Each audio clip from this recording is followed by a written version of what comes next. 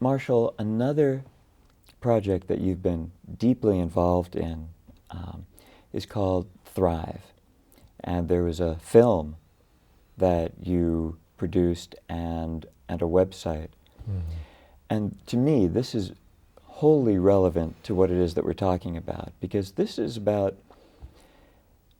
from my standpoint, it's about living consciously in the world, mm-hmm. with a real attention to what's going on in people's lives and how to approach the world and the planet itself. Can you tell us about what mm-hmm. Thrive is? And yeah, sure.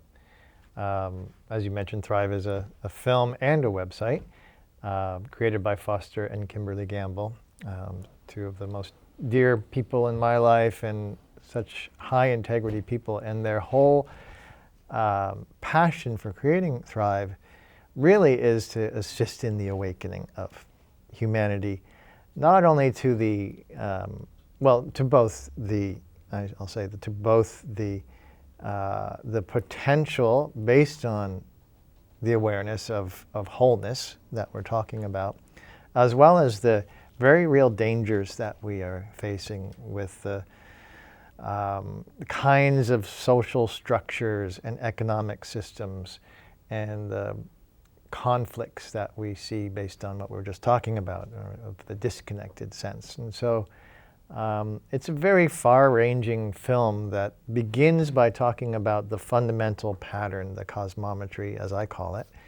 And Nassim and his work is featured in there, really understanding that there is an inherent wholeness and there are fundamental patterns of that wholeness, which are energy dynamics. They're not just like interesting looking pictures. You know, this is actual energy dynamics in the world, in our solar system, and very much right here. Like our auras are engaged in this dynamic reciprocal exchange. When we understand the pattern of wholeness based upon that kind of an energetic relationship, we realize that's what creates sustainable systems throughout the entire cosmic expansion, from atomic all the way up to full universal scales. We have the opportunity to then model our economic systems, our health systems, our scientific understanding, everything based upon that fundamental pattern understanding. And so that's the initial premise, which then leads to, the considerations of the energy access that I was talking about before, and the implications for health and, many, everything really. And so then the question is, well, if that's the case, how come we are not doing that? And that's then goes into the exploration of the challenges we face. And I won't go into that now, and just go to thrivemovement.com and the film can be viewed for free there. It's been viewed, I believe, over 31 million times. I think that's the correct number. Translated in upwards of 28 to 30 languages now or something. It's a very important contribution to really seeing, it's like what we were talking about earlier before our conversation here about being in the truth of what is, where we really look at things for how they are so that we can actually have our reaction to it and our response. And so it's I view Thrive as sort of a cosmic acupuncture to the collective human psyche that's much needed at this time, both in terms of its inspiration and its highlight of the challenges we face. Yeah. One of the things that I found wonderful about it is that, there's so much going on in the world, and so many of our systems are not sustainable. Yeah.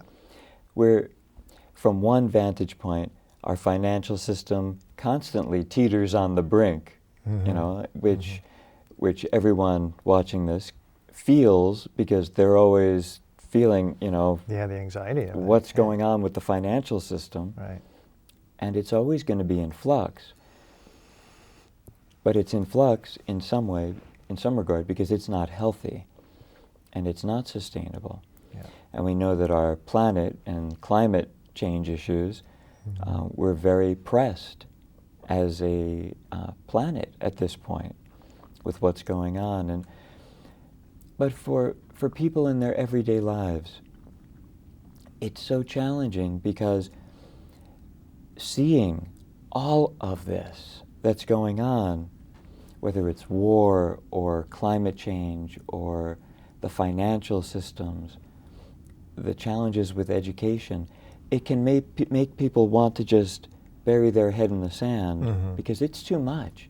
It's hard enough when someone's working their 60 to 80-hour week, coming home and then having to work around the house. Or it's so very challenging. It's an overload for people, for sure. You know, and this overload, in some ways, causes people to just avoid or deny that these things are going on. And in no way, and I know you share this, in no way are we judging people for that. This is expressed more with compassion for human life Absolutely. in today's age. Yeah.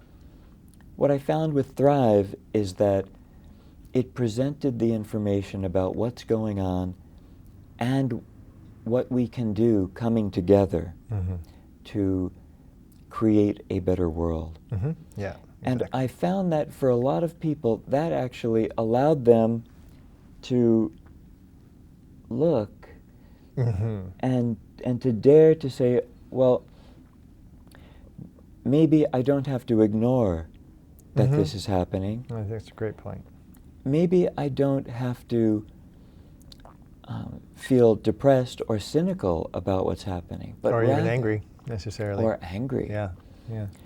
But maybe I can allow Thrive and other resources like it to support me in doing maybe the one or two things that I can do to contribute toward a change in this, in the entirety of how we approach life on planet Earth. Yeah, that's great. I appreciate your recognition of that aspect of it, because I know that is the intention that Foster and Kimberly have, is that it actually provides not only the knowledge and awareness, it provides the tools and the actions that can be taken at basic levels that contribute to shifting from the dysfunctional, non-sustainable systems into the ones that we still need to build up based on the model of wholeness.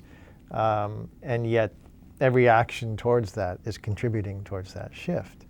And it's an important balance, and it's an important aspect of, it's one thing to expose people to challenging information, it's another to provide pathways towards solutions, and that's what Thrive is really offering. You know? Yeah, it's very easy for any of us to illustrate what's wrong. Yeah, very easy. And the threats and the dangers, but what that does is it elicits fear in people. I think we call that politics. Yeah, it can happen in politics. But it elicits fear in people. Yeah. And when people when they start operating from fear, that's not the place to create solutions from. That's right, yeah. We don't think clearly when we're coming from fear. Yeah. When a lion is chasing us, we're not thinking. We are immediately responding from a true survival basis. But when we hear information about how bad things are, and they can be, what happens is people form a relationship to that information. How am I going to survive this? How are my children going to survive this? How are my needs going to be met? Will there be love in this world? And if we come together as one and look at opportunities in ways in which we can build or rebuild our structures, our systems, the way we approach any or all of this, we can operate from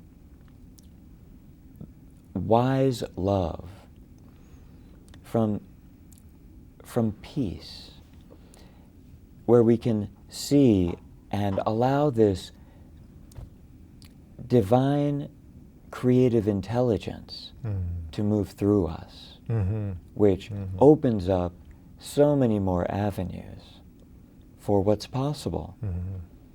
You know, in business, it's often the phrase, think out of the box. Well, what you're describing with both the Resonance Project and with Thrive is it's dissolving the box completely. Yeah, absolutely, yeah. There's right? the box. Yeah. and waking up to an entirely new reality, which is very based in reality. I mean, it's just, yeah. it's what's real, and Yeah. and everyone can participate in this. Yeah, and it's as you were talking about the divine presence aspect. Well, you know, what is that, and how can that be experienced in our everyday lives?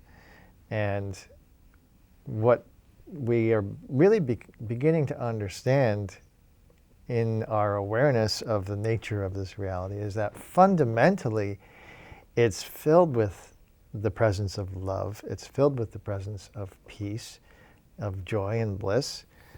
And of course there are the environmental and natural and human-made conflicts that make it very hard to experience that. Very, very hard.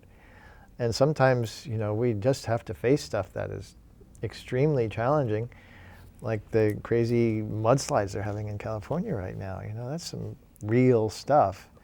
And there are real challenges. And it doesn't negate what we just talked about. It's all part of the dynamic. And when you can see the dynamic for what it is as a whole, it gives us the opportunity to tap that place inside of ourselves where we can see it for what it is without attaching the story of our woes and our pain and conflict as the end result, you know, as the final state. And it's not easy, and there's not a lot, you know, the opportunities, like you said, when there's people who are working 80 hours a week, it's not so luxurious to be able to sit back and think about these things. No, you know? but we're not going to do it alone. Yeah.